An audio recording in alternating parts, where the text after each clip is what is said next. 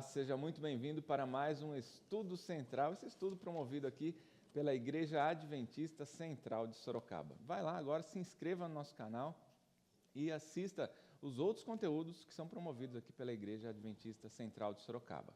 Nesse momento, gostaria de mandar um alô, um abraço especial para Dalva Pinheiro, que está sempre nos acompanhando, também para Ivanete Vasconcelos. Ivanete, receba o nosso abraço carinhoso. E também, olha só, o Manuel Guimarães, lá de Várzea Nova, na Bahia. Manuel, muito obrigado por estar conosco. E vocês, baianos, são muito bem-vindos, viu? Continuem com a gente aqui.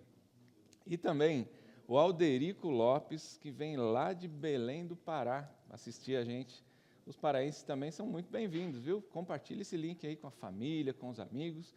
Muito obrigado pela audiência de vocês. Mas muito bem, eu não estou sozinho aqui, você sabe, nós temos convidados em todos os programas. E hoje nós temos a alegria de receber aqui o pastor Helbert Almeida. Pastor Helbert, que é departamental de jovens aqui da APSO, Associação Paulista Sudoeste. É isso, pastor? É isso mesmo, Alex. Prazer estar aqui com você, prazer estar aqui com a Aida também, prazer estar com você que está acompanhando o nosso estudo. É uma alegria poder cuidar dos jovens aqui na nossa associação, aqui nesse sudoeste de Sorocaba, e também estar com vocês participando aqui desse conteúdo tão importante para a nossa salvação, Amém. para a nossa vida diária, né? Nós que agradecemos, a alegria é nossa. Temos também a Aida que atua aqui como professora de uma classe da Escola Sabatina online, não é isso, Aida? Isso mesmo. Muito obrigado, viu, por estar com a gente. Eu que agradeço o privilégio e uma alegria também de estar novamente aqui no Estudo Central. Obrigado. Aida, eu convido você a fazer uma oração para a gente, pode ser? Oremos. Pai querido, Deus Todo-Poderoso, nosso Pai, a nossa gratidão e alegria de poder, nesse momento, compartilhar um pouco mais do Teu plano da salvação com os nossos ouvintes. Vem estar conosco, nos dirigindo, é o que te pedimos e agradecemos, no nome do Senhor Jesus. Amém. Amém. E você já tem a lição da Escola Sabatina desse trimestre, falando de Efésios, uma lição muito importante para nós, para o nosso fortalecimento da nossa fé. E hoje nós estamos com a lição número 7, o corpo unificado de Cristo. O corpo unificado de Cristo, eu gostaria de ler aqui para a gente iniciar o nosso estudo, o verso para memorizar. E diz o seguinte lá de Efésios 4, 11 e 12. Efésios 4, 11 e 12. E ele mesmo concedeu uns para apóstolos, outros para profetas, outros para evangelistas e outros para pastores e mestres, com vistas ao aperfeiçoamento dos santos, para o desempenho do seu serviço, para a edificação do corpo de Cristo. E o que será que é esse corpo de Cristo que Paulo vem falando, né? Paulo vem citando aqui um exemplo de uma fábula de Esopo. Esopo foi um escravo contador de histórias da Grécia Antiga. E normalmente ele dava consciência a algum membro do corpo, dava consciência a animais, né? E hoje a gente tem, por exemplo, a cigarra e a formiga. É um conto de Esopo, né? E são histórias normalmente com um cunho moral, para ensinar alguma coisa. E Paulo está fazendo exatamente isso, né? Quando ele cita aqui o corpo de Cristo. Pastor, poderia nos ajudar com a compreensão aí do corpo de Cristo? Essa é uma metáfora que ele usou, que ilustra muito bem aquilo que era o propósito do apóstolo Paulo, né? A grande ideia aqui do apóstolo Paulo era promover a unidade da igreja. E como ele poderia explicar isso da melhor forma possível, de tal forma que as pessoas entendessem o que ele queria dizer. Então ele usa essa alegoria, ele usa essa ilustração para mostrar que todos nós somos dependentes uns dos outros. Assim também como no corpo, todos somos dependentes, né? Ou melhor, todos os nossos membros são dependentes. O olho, a boca, se um desses falta, certamente o corpo não tem o seu devido funcionamento. Então ele mostrou a importância de que cada parte desse corpo estivesse funcionando perfeitamente e em unidade para que o funcionamento dele pudesse ser o melhor possível. E por isso, Aida, que o verso diz, né, ele concedeu, chamou uns para apóstolos, outros para profetas, outros para evangelistas, pastores e mestres. Quer dizer, não somos todos iguais, né? Não temos todos a mesma função. Lógico que no final, a função principal nossa, levar a palavra de Deus, levar o evangelho. mas cada um tem a sua função como Sim, corpo. porque para que haja funcionalidade nessa unidade, é preciso que haja diversidade. Deus é expert nisso, né? De trazer, então, para que cada um desses membros possam exercer, embora funções diferentes, com o mesmo propósito. Então, é muito coerente, sim. E Paulo, aqui na lição de domingo, então, ele traz um chamado, né? Para que nós, ou para que aos Efésios, mas que traz para nós, para os nossos dias hoje, andem com humildade. Ele cita aqui algumas características do corpo de Cristo, né? De quem quer pertencer ao corpo de Cristo. Andem ou vivam, né? Se comportem com humildade, mansidão, longanimidade, suportando-vos uns aos outros em amor, né? Lembrando que não é só suportar, mas dar, no sentido de aguentar um ao outro, mas sim de dar suporte, Sim. de auxiliar um ao outro, procurando guardar a unidade do Espírito pelo vínculo da paz. Olha, um convite à paz, né? Sim. A unidade, sem paz não existe unidade, né? É isso que ele está dizendo. Há um só corpo, um só Espírito, uma só fé, um só batismo e um só Deus. Olha que mensagem que ele está trazendo para a gente. Inclusive, Alex, aqui o apóstolo Paulo, ele chama a atenção da igreja para que a igreja possa viver o seu chamado e praticar as virtudes que levam à unidade. É por isso que ele menciona aqui a mansidão, a longanimidade, e ele frisa muito bem que a gente tem que ser o exemplo, nós temos que ser a referência. Porque como é que nós vamos atrair as pessoas se nós não temos algo diferente? Não é? Há um pensamento que diz assim, que nós não somos ante tudo, somos o antídoto. Não somos melhores Legal. e nem piores do que ninguém. Nós somos apenas diferentes. Então, o que Deus espera que a gente faça é que a gente professe, mas que a gente possa viver também. Né? Um outro pensador também disse assim, que aquilo que você é, fala tão alto que ninguém pode ouvir aquilo que você diz. Porque a vida do cristão, ela fala de Cristo, ainda que seus lábios guardem silêncio. Então, é importante que a gente tenha um procedimento adequado para poder atrair as pessoas. E a gente só vai atrair as pessoas quando a gente estiver vivendo em harmonia, que aí é essa unidade que o apóstolo Paulo enfatiza citando o corpo. Porque o corpo vai atrair, ele vai funcionar bem se tudo estiver Sim. em harmonia. E até fazendo um gancho com o que o pastor havia dito antes da interdependência, não há como ter interdependência se não houver essas características, a humildade, a mansidão, a longanimidade. Então, para que isso aconteça, até para que culmine na unidade, é necessário que esses dons, né, sejam evidentes. E é interessante, Aida, que você mencionou aí, Alex, que naturalmente, no mundo que nós estamos vivendo, nesse contexto aqui de pecado, não é natural para nós estarmos unidos ou pensarmos no outro. A gente Pelo sempre, contrário, pelo né? contrário, a tendência é a gente ter uma atitude egoísta, pensar somente nas nossas necessidades, no que nós pensamos. E quando ele trata aqui da mansidão, longanimidade, humildade, são todas características que proporcionam essa unidade, que facilitam esse processo como um óleo na engrenagem do funcionamento de um carro, de um motor de um carro, e no nosso contexto, do corpo de Cristo. E não necessariamente aquilo que a gente diz, né, pastor? Porque Perfeito. a humildade a gente vive, a mansidão a gente vive, a longanimidade a gente vive para o próximo. Exato. Né? E a gente tem uma frase conhecida que a gente diz, né? Pregue o evangelho o tempo todo. Perfeito. Pregue do evangelho o tempo todo. Se for preciso, fale, use palavras, né? Então é uma vivência, a questão é de vivência. Mas para a gente ter essa vivência é necessário o quê? O relacionamento com aquele que dá os dons. Né? Eu não consigo esses dons por mim mesmo. Eu sozinho lutando, vou ser manso, vou ser manso. Né? Se é um dom, eu desenvolvo a partir do momento que o Espírito Santo traz para mim. Né? E como que eu busco esse dom? Como é que eu posso encontrar esse Sim. dom? Na verdade, é um processo, né? Nós vemos aqui Paulo inicialmente fazendo um convite aos Efésios, trazendo a questão da união.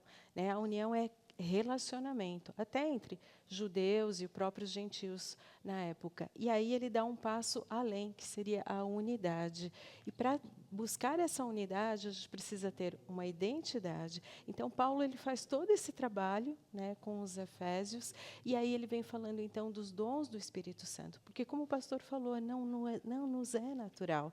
Então, nós necessitamos receber. E isso vem do alto, né? Como o Tiago diz lá em Tiago 2, já no finalzinho do capítulo. Todo dom perfeito vem dos altos céus, vem do trono de Deus. Então, nós precisamos estar em comunhão, nesse relacionamento com Deus, para receber esses dons. E Deus os distribui de forma generosa, só que não distribui igual para todos. São dons diferentes. Por quê? Cada membro terá uma função diferente, assim como os membros do corpo. E esse todo é que acaba, então, realizando o propósito, que é levar a missão, que é falar do plano da salvação, né, da grande propósito. É interessante, Aida e Alex, que o maior dom de todos foi o dom de Deus, o sacrifício efetuado na cruz do Calvário. A partir do momento que Jesus Cristo efetua esse grande sacrifício, que é o maior dom que pode ser concedido a todos nós, o dom, né, da salvação, da graça, né? Melhor dizendo, perfeito, obrigado, da graça, a partir de agora, nesse contexto que nós vivemos, é necessário que as pessoas conheçam essa graça. Mas para que as pessoas possam conhecer essa graça, Deus precisa de nós. Deus precisa de nos usar como instrumentos para cumprir a missão, que é a missio Dei, a missão de Deus. Então, para isso, o Espírito Santo é enviado como um outro consolador que vem para distribuir esses dons para que a missão seja cumprida. Deus não precisa de nós para cumprir a sua missão. Mas eu costumo dizer o seguinte, que Deus nos concede dons para que possamos representá-los, pregar o Evangelho, para que nós mesmos possamos ser salvos. E é nesse trabalho de contar para as pessoas o que Jesus fez em nossa vida, vai nos permitindo, cada dia mais, termos a consciência de que nós precisamos da graça de Jesus em nossa vida. E isso nos salva. Amém. E Amém. É um privilégio, não é? Privilégio, sem dúvida. E você que está nos assistindo, você já sabe quais são os seus dons? Para que Cristo te chamou? Faça um convite para que você busque a Deus em oração e peça para Deus te mostrar qual é o seu dom. Lembrando que o dom principal é levar o amor de Jesus para as outras pessoas, não é isso? E com o comentário que o pastor fez, a gente já pode pular ali para a lição de terça-feira. Cristo exaltado, Ele é o doador dos dons. Então, Cristo, a gente já deu uma pincelada aqui, Cristo realmente é o doador dos dons e a graça foi concedida a cada um de nós segundo a medida do dom de Cristo. Né? Então, a decisão não é minha. Posso até pedir, né, Aida? Posso pedir para Deus, olha, Senhor, eu gostaria de cantar bem, gostaria de pregar bem, gostaria de, enfim, saber, conhecer bem as profecias e tal, mas é Deus quem dá esse dom. E a gente não precisa se frustrar, não é isso? Precisa se frustrar com Deus? Não, de forma alguma, porque Ele é extremamente generoso e o dom que Ele te der, se nós nos colocarmos à disposição, vai ser uma bênção, não só para nós, não é, pastor, mas para todos que estiverem ao nosso redor. E o interessante, Alex e Aida, que eu percebo aqui, é que Deus, Jesus Cristo, Ele concede os dons a todos os seus filhos. Mas, a partir do momento que nós somos fiéis em cumprir com aquilo que nos corresponde, cumprindo com os nossos dons, usando para a glória dEle, Deus pode e deseja multiplicar esses dons, concedendo outros dons para o benefício da pregação do Evangelho. Então, todos nós temos pelo menos um dom, mas pode ser que você tenha mais, porque Deus vai concedendo, e essa atribuição é de Jesus, né? Por isso que Ele é o doador dos dons. Se Ele achar que fomos fiéis no pouco que recebemos, Ele nos dará maiores responsabilidades e também maiores privilégios. Porque é um privilégio participar da missão de Deus. Amém, amém. Tem uma música conhecida da igreja que diz, né, descubra já o seu dom. Né? A caridade é um dom, é verdade, a caridade é um dom, o amor é um dom. Mas existem muitos outros dons que a gente pode desenvolver aí com Cristo nos doando esse dom. Os dons do Jesus exaltado. Exaltar a Jesus e reconhecê-lo como Deus e compartilhar o seu amor. Isso é exaltar. Exaltar Jesus. Como é exaltar Jesus? É só dizer da boca para fora, Jesus é maravilhoso, Deus seja louvado e tal. Não, exaltar a Jesus é reconhecê-lo, para mim, reconhecê-lo como Deus e compartilhar o seu amor, né? E aí, assim, quando Ele dá os dons para cada um de nós, Ele não dá o dom para ficar ali guardado ou para minha própria exaltação, né? O dom, ele tem uma finalidade, né? Como o pastor já bem falou, a Aida também já comentou. O dom que nos é dado para nós desenvolvermos, né? Não vem pleno, não vem completo, né? A gente tem que ter a nossa ação, a nossa atitude aí, e cada um que recebe o seu dom para levar a mensagem de Cristo da melhor maneira possível para o ambiente em que a gente está, né? Em todos os momentos, pois não, Aida? Então, e é interessante, Alex, porque ao exercitar o dom, nós somos aperfeiçoados no amor de Cristo. Olha que coisa maravilhosa, né? Então, por meio desse exercício, nós levamos sim a mensagem do plano da salvação, mas nós somos abençoados com esse aperfeiçoamento no amor de Deus. Perfeito. Interessante que aqui a lição coloca, né, vários dons e várias atribuições que são dadas a pessoas e contribuem para esse fim último. Então, aqui ele menciona apóstolos, profetas, evangelistas, pastores e mestres, eu poderia colocar cantores, cada um tem a sua parte e contribui para o todo. Quando uma pessoa, por exemplo, ele tem o desejo de vir para a igreja e permanecer, geralmente não é uma pessoa só que participa nesse processo da salvação de uma pessoa ou da conversão de alguém. Então, por isso que é muito importante a gente pensar nisso, que se eu exerço o meu dom, por mais simples que ele seja, eu vou estar contribuindo para a salvação de muitas pessoas. Talvez eu não consiga, por exemplo, dar um estudo bíblico, porque eu não tenho um dom e facilidade para dar, mas eu posso ser um grande anfitrião. Eu posso receber pessoas em minha casa, eu posso convidar alguém. Então, cada um aqui é importante. Alguém pode dizer assim, não, os apóstolos eram mais importantes do que os pastores e mestres. Não, os mestres eram mais importantes do que os profetas. Não, todos somos importantes. Assim como o olho não pode viver sem o ouvido e vice-versa, todo mundo é importante na igreja. E cada um deve exercitar da melhor forma possível aquilo que Deus concedeu para a gente. E isso vai fazer toda a diferença. Tá certo, muito bem. Talvez você não tenha o dom de pregar o evangelho, talvez você não tenha o dom de ir à frente, falar, né? Mas eu já ouvi, pastor, inclusive, e Aida, inclusive alguns membros, em algum momento, dizendo, eu não preciso pregar o evangelho porque o pastor é comissionado para isso. Perfeito. Né? Mas não é isso que a Bíblia fala. Né? Não é isso que Jesus... Essa comissão que Jesus deixou foi para cada um de nós. Né? Essa nossa missão. Nós nascemos em Cristo como missionários, né? Para levar a mensagem de Jesus. E só que durante a nossa jornada, durante a nossa vida cristã, mesmo recebendo os dons, nem tudo vai às mil maravilhas, né? A gente sabe que o inimigo está aí para tentar nos derrubar, né? E tem um verso que a lição cita aqui em Efésios 4,14. Você pode conferir esse verso aí na sua Bíblia também, para você que nos assiste.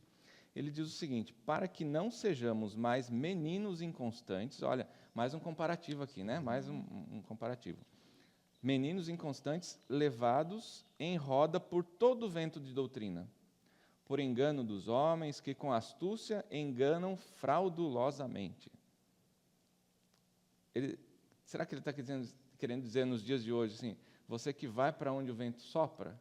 Né? Será que nós temos cristãos que são, hoje eu ouvi uma mensagem, vou para essa denominação, ouvi outra mensagem, vou para aquele lado. O que será que ele está querendo dizer para a gente nesses versos aqui, na compreensão de vocês? Sim, é um alerta, na verdade, né? Porque realmente o engano ele pode existir. Então, nós devemos, ao receber a palavra e os dons, nos edificar, para que a igreja também seja identificada. Aqui ele traz a criança como um sentido de imatura, né? Tanto que nós falamos que alimentamos, existe também essa metáfora na Bíblia, que a criança é alimentada com leite. Então, aquele novo na fé, ele também deve ter um alimento mais simples, para que haja um entendimento. À medida que ele vai crescendo, amadurecendo, é importante que ele tenha um discernimento maior. O discernimento também é um dom do Espírito Santo, né, para que haja a edificação dele. E, ao enfrentar os perigos, ele possa, sim, discernir, né, entre o engano e a verdade, testificar da verdade, né, porque isso também é um testemunho. E isso é uma constante na vida cristã e na vida de todo ser humano, porque nós sabemos que nós enfrentamos, sim, né? Nós temos Deus, o Criador de todas as coisas, a Trindade, devemos olhar para a Trindade e nos espelhar, né, nessa união, na diversidade, mas nós sabemos que, do outro lado, existe um inimigo que está ativo. Né? Por isso que é muito importante que o relacionamento ele seja baseado sempre na palavra. Sem dúvida. De E eu Deus. consigo perceber, e eu penso assim também, né, que a igreja, que aqui é o corpo de Cristo, Alex, ela é militante. Nós estamos numa jornada. Depois ela será triunfante. Na verdade, Deus está cuidando dessa igreja. E essa igreja ela vai permanecer firme na rota estabelecida quando ela seguir o plano de voo ou o plano da viagem. Quando você pega, por exemplo, um ônibus espacial que vai ser lançado, é importante que eles sigam exatamente o que o plano de voo está determinando. Porque não pode haver dúvidas, não pode haver cálculos aproximados, tudo tem que ser muito exato. E para que a igreja possa continuar firme, sem se desviar com esses ventos de doutrinas e falsas orientações, nós temos que buscar cada vez mais a palavra. Eu tenho um amigo, colega, que ele sempre dizia o seguinte: leia o livro, não é? E é porque ali está o plano estabelecido por Deus para que a gente possa chegar no porto seguro. Então, quando a gente lê a Bíblia, quando a gente busca o conteúdo daquilo que foi revelado, nós temos mais segurança. Isso envolve não só seguir os ensinamentos da Bíblia, mas também aquilo que é orientado pelos profetas, de uma forma geral, aqueles que falam em nome de Deus e que estão baseados na palavra. E nessa jornada cristã, nessa caminhada cristã, ele faz essa comparação aí com o menino, que é inconstante, imaturo, faz essa comparação com o perigo do alto mar, os ventos que batem forte e podem nos levar de um lado para o outro, né? Por isso a gente tem que estar firmado na palavra, como o pastor falou, tem que estar buscando no livro, né? Esse relacionamento com Deus, porque Deus fala conosco através da palavra, né? Da palavra de Deus, através do estudo da Bíblia.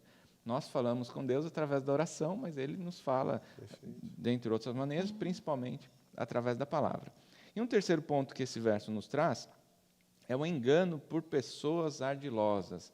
Será que tem pessoas por aí mascarando, misturando verdade com mentira para tentar nos levar para fora da verdade, para longe da verdade? Tenho certeza que sim, né? Jesus falou, olha, cuidado que ninguém vos engane. Né? Se ele fala cuidado é porque alguma coisa muito importante tem. Né? Acende aquela luz amarela e fala, toma cuidado, para que ninguém vos engane. Então, há pessoas ardilosas que tentam, às vezes, talvez até no meio que você vive aí, frequenta, misturar um pouquinho da verdade e aí tentar nos levar. E aí a gente, fortalecidos pela fé em Cristo, fortalecidos na busca da palavra, se isso acontecer, se isso chegar até nós saberemos como nos defender disso aí com o poder do Espírito Santo. Né? Isso é muito importante. Olha, nós estamos chegando ao fim do nosso estudo de hoje, dessa semana. É uma pena que a gente não tenha muito tempo, né, para destrinchar mais a lição. Eu faço um convite para que você procure baixar. Se você não tem a lição da Escola Sabatina aí física, baixe a lição aí em PDF, estude a lição mais profundamente, procure os versos da Bíblia que a lição traz, para que você possa fortalecer o seu conhecimento também na palavra. Nesse momento, eu gostaria de pedir para que a Aida dê aí para a gente as últimas considerações, né, antes de a gente encerrar a lição. Eu gostaria de usar aqui o comentário do professor, que diz assim, ele faz um resumo do tema da lição e diz, em 3 tópicos, a unidade da igreja é essencial para a unidade e para a vida e a missão da igreja. E a unidade da igreja ela é alcançada quando a igreja olha para a vida triuna da divindade e incorpora os valores e atitudes de Deus. As três pessoas da Trindade são diferentes, contudo, eles vivem e agem em perfeita unidade. E, por último, os dons espirituais são essenciais para a unidade, também a vida e a missão da igreja. Amém, amém. Pastor, suas considerações. Sim, eu diria, Alex, assim, que a igreja ela é composta de adoradores. Nós somos adoradores, devemos ser os verdadeiros adoradores. E lá em João, no capítulo 4, verso 23, diz assim, que vem a hora, e agora é, em que os verdadeiros adoradores adorarão ao Pai em espírito e em verdade. E são esses que o Pai procura. Amém. A Bíblia fala assim que nós devemos ser verdadeiros adoradores. É porque existem falsos também. Deus está procurando, é sinal de que não encontramos em qualquer lugar. Que você seja esse verdadeiro adorador, que você, no contexto da sua igreja, participando com os seus dons, possa viver de tal maneira que possa atrair outras pessoas para conhecerem o amor de Jesus. Amém, amém. Olha só, assim como nosso corpo precisa estar saudável para nós vivermos, o corpo de Cristo, da qual eu e você fazemos parte, também precisa estar saudável. E para isso acontecer, eu e você precisamos estar firmes, a cada dia buscando o nosso melhor relacionamento com Cristo. Que Deus te abençoe, que Deus te ajude nessa busca pelo relacionamento. Gostaria de pedir que o pastor Helbert faça uma oração para a gente encerrar esse momento. Com o maior prazer. Vamos orar então? Querido Pai, nós te louvamos e te agradecemos porque o Senhor estabeleceu a tua igreja aqui nesta terra. Amém. E nos permite participarmos da sua missão, nos concedendo dons espirituais para que possamos fazer a parte que nos corresponde. Que possamos, através dessa experiência, amadurecermos na fé e possamos contribuir para o aperfeiçoamento e para a edificação da tua igreja. Amém. Que a tua bênção repouse sobre cada um de nós, todos aqueles que estudamos a tua palavra e esse conteúdo da lição central, é o que nós te pedimos e agradecemos em nome de Jesus. Amém. Amém. Amém. Amém. Aida, pastor, muito obrigado pela participação de vocês. Muito obrigado por você estar conosco. Não esqueça de compartilhar esse link e deixar seu joinha ali. Que Deus te abençoe.